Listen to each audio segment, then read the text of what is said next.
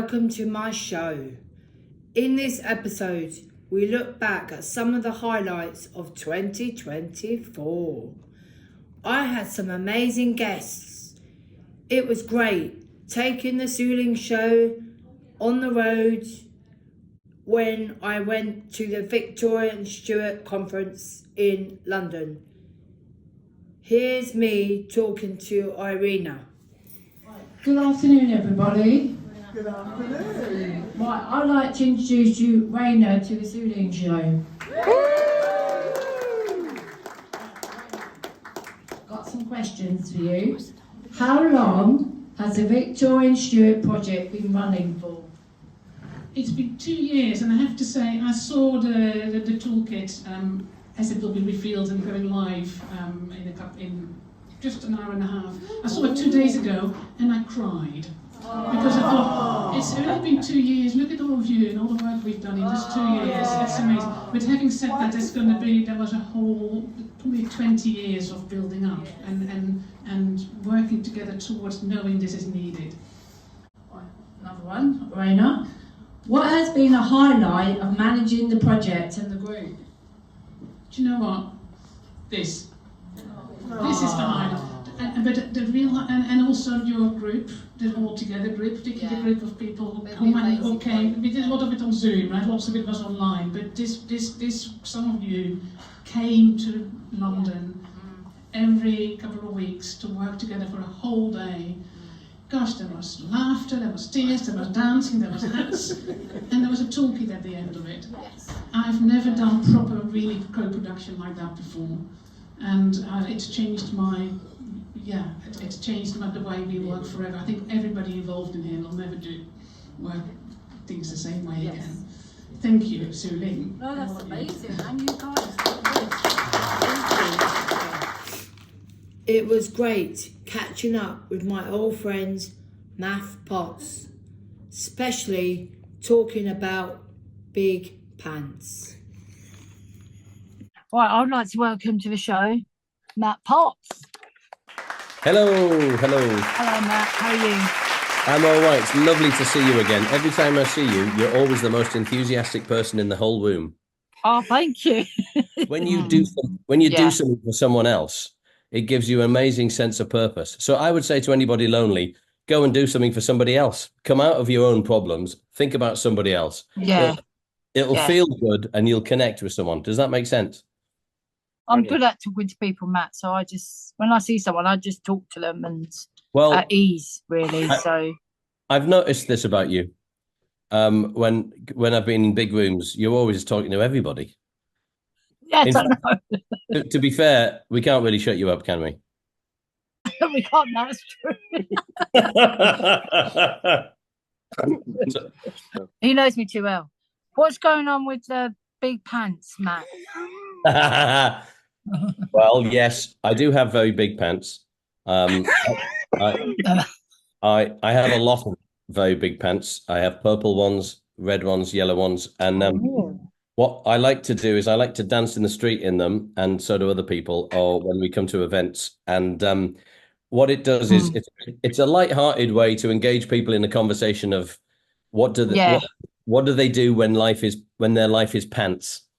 And so most people, when they want to talk about tough times, they have lots of black and white photography of people looking sad. But we dance around in pants to talk about tough times, because sometimes life is pants, isn't it?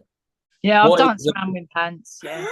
You dance around in pants, yeah. So I always keep them handy. What's happening with them is they're in a bag in my van, and whenever I have the opportunity, I put them on and dance in them. That's what's happening with the pants. Okay. I had a great talk with Amanda Pearson from Durham University. We talked about the Autistic Guide to Healthy Relationships. I'd like to welcome Amy Pearson to the Sui-Lings show. Yay. Right. Amy, I've got a couple of questions. Tell me about your job and what you do. Yeah, thanks for having me, Sui-Ling. So I am an academic psychologist. I work at Durham University. So I, in my job, conduct research, I teach students, and then I do various admin jobs as well. And I have been working at Durham University since January of this year. Blimey, quite a lot then. Okay. What is the Autistic Guide to Healthy Relationships? Yeah, so this is a guide that I developed off the back of a piece of research that I conducted with some colleagues and friends of mine. So we were really interested in learning more about autistic relationships. We know that lots of autistic people have experienced violence and abuse in their relationships. And that was something that really worried us. We wanted to know what people thought of those experiences and what we could do to provide them better support. So we developed the guide based on what we found. We interviewed some autistic adults about their experiences, and then we used what they told us in order to develop this guide.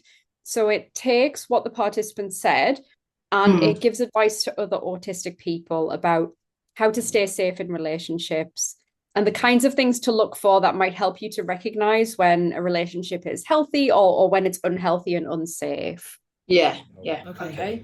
Next up, I had Ali Gunn from My Vote, My Voice on the show. We went on to work with each other on a voting workshop.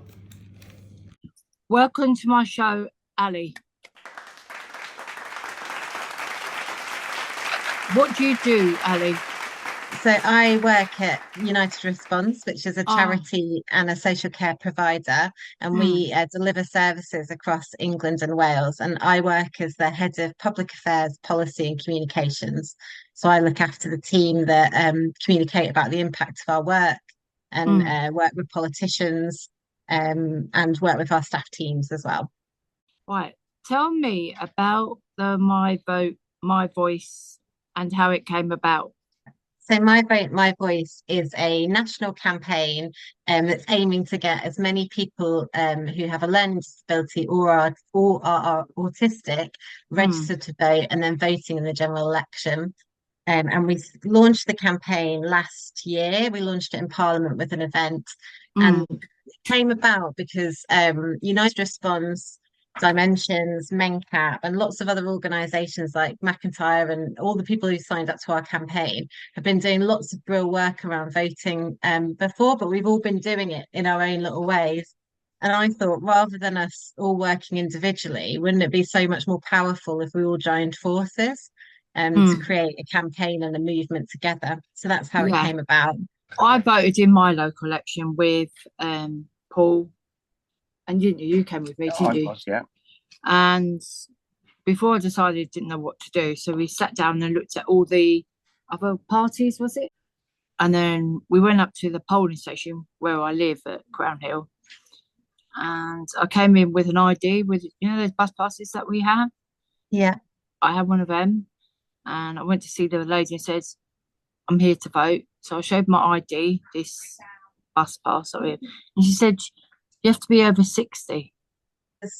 That is part of the legislation in the Elections Act. A disabled person's bus pass is a valid form of ID to show in a polling station. So the experience you had then was a really bad one because actually they should have accepted that as a form of ID. They shouldn't have told you the otherwise, really.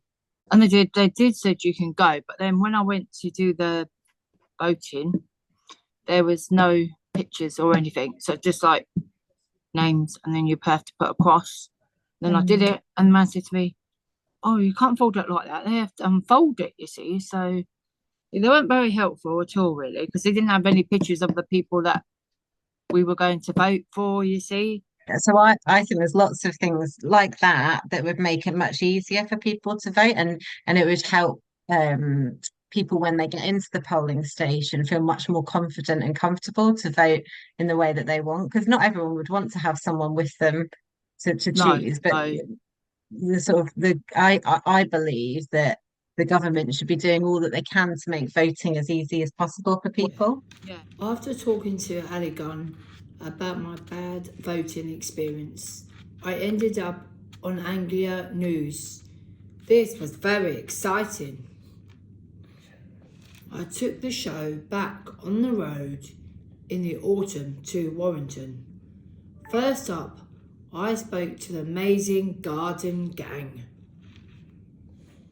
Welcome to the Sui-Lings show and welcome to the garden gang. Right, what's happening here today? Ooh, we're looking at me to start then. We Okay. are. Thanks for that, Sui-Ling. Yeah, so we've had an unveiling today for the garden gang for the well-being garden. It's just at the side over there that you probably can't see at the minute with the camera. So that's been in the making for 3 years now. So we've been in that garden for 3 years.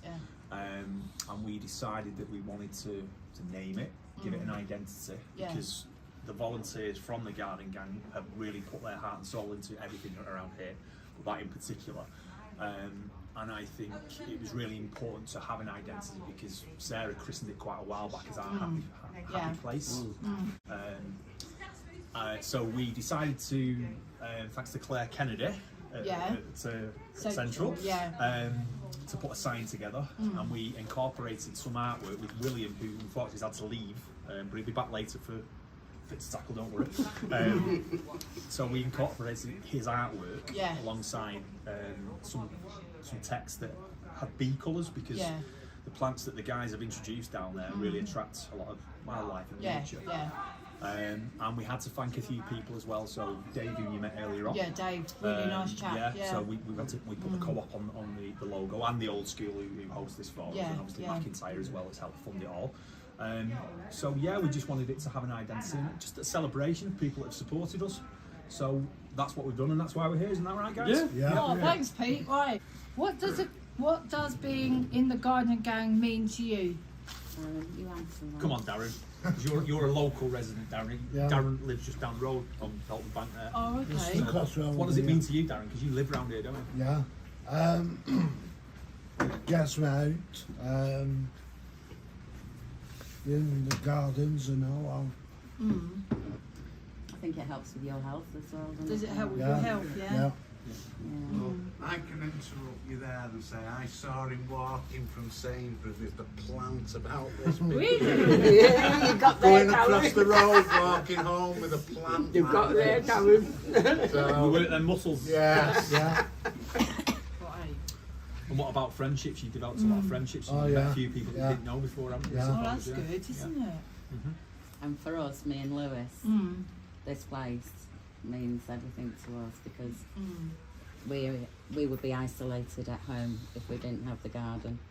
So we come on Tuesdays and Thursdays, don't we, Lou, and all the friendships, and it just helps so much with Lewis. Yeah, I see photos of Lewis putting stuff in the bin and on Warrington's Facebook or something. Yeah, he's the lovely chief photos. compost maker. Without Lewis, we wouldn't have next year's soil. After talking to the garden gang, I went across town to talk with the Fit to Tackle team. They gave me a good workout.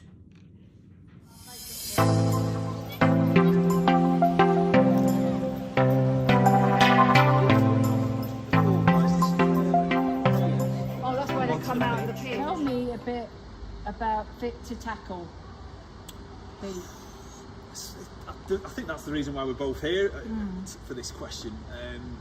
I attended a Fit to Tackle session in the evening about 4 or 5 years ago now, wasn't it, James? Yeah. There were 60 people under the stand over there at night doing an exercise session, and I went with a friend who didn't really have a lot of confidence when it comes to exercise, so she asked me to come along with her.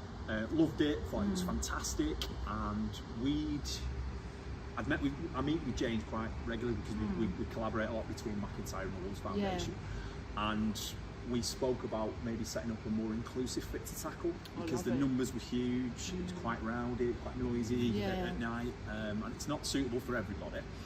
And the rest is history. So how long have you been going now, James? So we're going now just over 12 months. That's good, that's really good. So originally it started with a few people, and then word spread, and more people have been coming along. So like Pete said, we're really lucky that we have some fantastic people in the town. And the instructor that leads the session, Adam, is so passionate, he's so enthusiastic. Yeah, he's such a star, I say to Pete. He is a star. He is, a star. definitely. Have you seen any improvement in your health? Well, my leg muscles have been getting stronger. Yeah. What about you, George?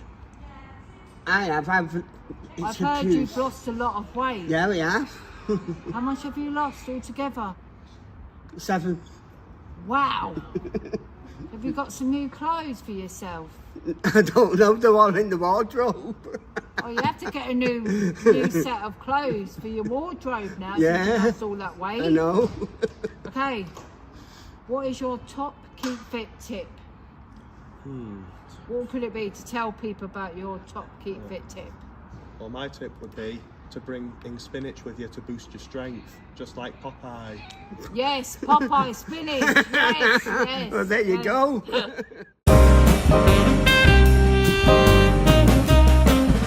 That was some of the highlights from my show last year.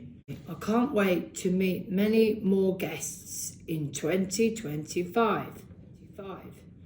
Thank you for watching, and I hope you enjoyed the shows.